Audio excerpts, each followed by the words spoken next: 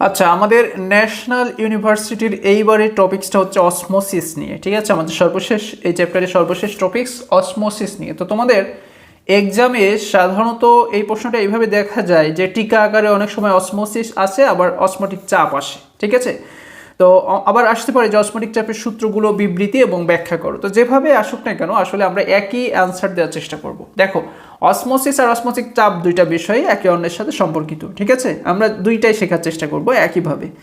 বলা হচ্ছে অসমোসিসের বাংলা নাম হচ্ছে অবিশ্রবণ। এটা একটা বিশেষ ধরনের ব্যাপন। আচ্ছা, অসমোসিস মূলত একটা গ্রিক শব্দ।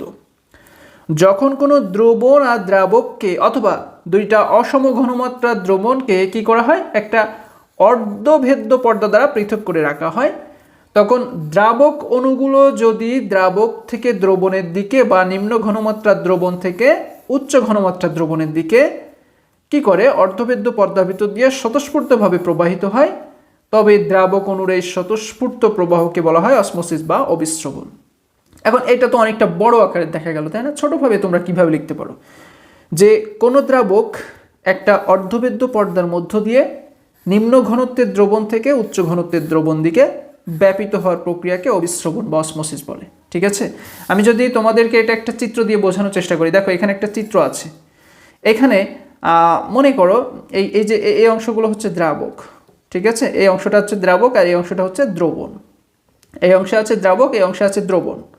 এখন এই দ্রাবক, এই মাঝখানে যে পর্দাটা আছে এটা হচ্ছে অর্ধভেদ্য পর্দা। মানে এখান থেকে কি করে অর্ধভেদ্য পর্দা, মানে অর্ধেক ভেদ করতে পারে আর কি। এই অর্ধভেদ্য পর্দা দ্বারা দ্রবণ আর দ্রাবক পৃথক আছে। তো এই দ্রাবক এই অর্ধভেদ্য পর্দার মধ্য দিয়ে দ্রবণের দিকে অথবা নিম্ন ঘনত্বের দ্রবণ থেকে উচ্চ ঘনত্বের দ্রবণের দিকে যে ব্যাপনের প্রক্রিয়া, সেটাকেই বলে অসমোসিস। ওকে, তার মানে তোমার এই দ্রাবক অণুগুলো কি করবে, অর্ধভেদ্য পর্দার মধ্য দিয়ে দ্রবণের দিকে যাবে। এই যে দ্রাবক অণু অর্ধভেদ্য পর্দার ভেতর দিয়ে দ্রবণের ভিতরে যে স্বতঃস্ফূর্ত প্রবাহ, এটাকে বলে অবিশ্রবণ বা অসমোসিস। এখন অসমোটিক চাপ বিষয়টা কি, এটা অনেকটা সিমিলার। এই যে আমরা যে অসমোসিসটা এখানে আবিষ্কার করলাম না, এই অসমোসিসটাকে বন্ধ করতে যে চাপ দিতে হয় সেটাই অসমোটিক চাপ। ঠিক আছে, এই অসমোসিস হারটা বা এদের যে প্রবাহটা, এটা বন্ধ করতে যে চাপ প্রয়োগ করা হয় সেটাকে বলে অসমোটিক চাপ।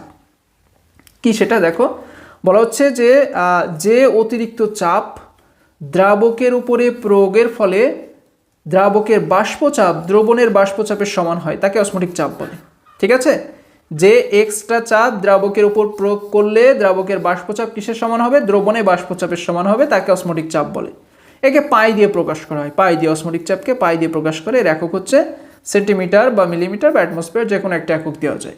অথবা আমরা এভাবে বলতে পারি যে অর্ধভেদ্য পর্দা দ্বারা পৃথককৃত দ্রাবক ও দ্রবণে পর্দার মধ্য দিয়ে দ্রবণের দিকে দ্রাবকের আন্তঃপ্রবাহটা বন্ধ করে সিস্টেমকে সাম্য অবস্থায় রাখতে দ্রবণের উপর যে এক্সট্রা চাপ প্রয়োগ করতে হয়, তাকে অসমোটিক চাপ বলে। মানে এক কথায় অসমোসিসকে বন্ধ করতে যে বাড়তি চাপ দ্রবণের উপরে দেওয়া হয়, সেই চাপকে বলে অসমোটিক চাপ।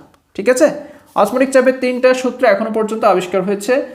মানে তিনটা সূত্রের কথা বলা হয়েছে। নাম্বার 1 সূত্র, যেটা প্রথম সূত্র হচ্ছে তোমার তাপমাত্রা স্থির। ঠিক আছে, প্রথম সূত্র হচ্ছে স্থির তাপে নির্দিষ্ট দ্রবণের অসমোটিক চাপ দ্রবণের মোলার ঘনমাত্রা বা মোলারিটির সমানুপাতিক। তো অসমোটিক চাপ পাই, আর মোলার ঘনমাত্রাকে আমরা সি দিয়ে প্রকাশ করি বা মোলারিটিকে সি দিয়ে প্রকাশ করি। তাহলে সমানুপাতিক উঠে কি বসলো, একটা ধ্রুবক আসলো কে, পাই ইকুয়াল টু কে সি। আবার সি ইকুয়াল টু আমরা জানি এন বাই ভি, ঘনমাত্রার সূত্র আমরা জানি মোল সংখ্যা বা আয়তন। তাহলে আমরা যদি ক্রস গুণন করি, পাই V equal to K N হবে। এখন ইকুয়াল টু কে যদি আমরা উঠিয়ে দেই, এটা তো এমনি জানি আমরা একটা ধ্রুবক, তো এটাকে উঠিয়ে আমরা কি লিখতে পারি, ধ্রুবক লিখতে পারি। ঠিক আছে, কে এন একসাথে আমরা ধ্রুবক লিখে দিলাম, পাই ভি ইকুয়াল টু ধ্রুবক। তো এটা হচ্ছে তোমার অবিশ্রবণ বা অসমোটিক চাপের প্রথম সূত্র, যে স্থির তাপমাত্রা নির্দিষ্ট দ্রবণের অসমোটিক চাপ দ্রবণের ঘনমাত্রার সমানুপাতিক। দ্বিতীয় সূত্র হচ্ছে তোমার ঘনমাত্রা স্থির রাখতে হবে, স্থির ঘনমাত্রা বিশিষ্ট দ্রবণের অসমোটিক চাপ তার পরম তাপমাত্রার সমানুপাতিক। অসমোটিক চাপ পাই, পরম তাপমাত্রা টি, প্রপোর্শনাল সমানুপাতিক উঠালে একটা ধ্রুবক কে বসাতে হবে। তাহলে পাই সমানুপাতিক টি, এটা হচ্ছে অসমোটিক চাপের দ্বিতীয় সূত্র। মানে অসমোটিক চাপ পরম তাপমাত্রার সমানুপাতিক কখন, স্থির ঘনমাত্রা বিশিষ্ট দ্রবণে। অর্থাৎ আমরা বলতে পারি যে দ্রবণের তাপমাত্রা যত বাড়ানো হবে অসমোটিক চাপও তত বৃদ্ধি পাবে। পাই আর টি যদি পরস্পরের সমানুপাতিক হয় তার মানে কি তাপমাত্রা যত বাড়াবে অস্মোটিক চাপ তত বাড়বে, তাপমাত্রা যত কমাবে অস্মোটিক চাপ তত কমবে। এটা কোন সূত্র? অস্মোটিক চাপের দ্বিতীয় সূত্র। নাম্বার 3 নম্বরে যে সূত্রটা আছে সেটা হচ্ছে স্থির তাপমাত্রায় সম আয়তন বিশিষ্ট বিভিন্ন দ্রবণে সমমোল পরিমাণ বিভিন্ন দ্রবীভূত থাকলে সকল দ্রবণের অস্মোটিক চাপের মান পরস্পর সমান হবে। ক্লিয়ার? স্থির তাপে সম আয়তন বিশিষ্ট বিভিন্ন দ্রবণে সমমোল পরিমাণ দ্রবীভূত থাকলে সকল দ্রবণের অস্মোটিক চাপের মান কি হবে? সমান হবে। এই 3টা অস্মোটিক চাপ সম্পর্কিত সূত্র। এখন যদি আমরা এই অস্মোটিক চাপের প্রথম সূত্র আর দ্বিতীয় সূত্রকে একত্রিত করি তাহলে কি আসে দেখো তো। প্রথম সূত্র ছিল পাই ইজ প্রপোর্শনাল টু সি, মানে প্রপোর্শনাল উঠালে পাই ইকুয়াল টু ধ্রুবক গুণ সি লেখা যায়। দ্বিতীয় সূত্র ছিল পাই ইজ প্রপোর্শনাল টু টি, মানে প্রপোর্শনাল উঠালে পাই ইকুয়াল টু ধ্রুবক গুণ টি লেখা যায়। এটা 1, এটা 2। এবার আমরা লিখবো কি 1 ও 2 থেকে পাই। ঠিক আছে, 1 ও 2 থেকে কি পাই? এখানেও পাই আছে, এখানেও পাই আছে, একটা পাই নাও। এখানেও ধ্রুবক, এখানে ধ্রুবক, একটা ধ্রুবক নাও। এখানে সি আছে, এখানে টি আছে, দুইটাই নাও। তাহলে পাই ইকুয়াল টু ধ্রুবক গুণ সিটি। এখন এই ধ্রুবককে আমরা গ্যাস ধ্রুবক হিসেবে কনভার্ট করে দিচ্ছি। ঠিক আছে, আমরা এই ধ্রুবকটাকে কি লিখছি? মোলার গ্যাস ধ্রুবক আর হিসেবে লিখছি। তুমি এখানে যে কোনো কনস্ট্যান্ট বসাতে পারো, তবে আমরা সুবিধার্থে মোলার গ্যাস ধ্রুবক আর কে নিচ্ছি ধ্রুবকের জায়গায়। এই যে আর বসালাম, তাহলে পাই ইকুয়াল টু কি আসে? সি আর টি। এই সমীকরণকে বলা হয় অসমোটিক চাপের সমীকরণ। যদি তোমাদের এক্সামে আসে প্রমাণ করো যে অসমোটিক চাপের সমীকরণ পাই ইকুয়াল টু সি আর টি, এটা দেখাও বা প্রমাণ করো, তাহলে তোমরা পারবা না।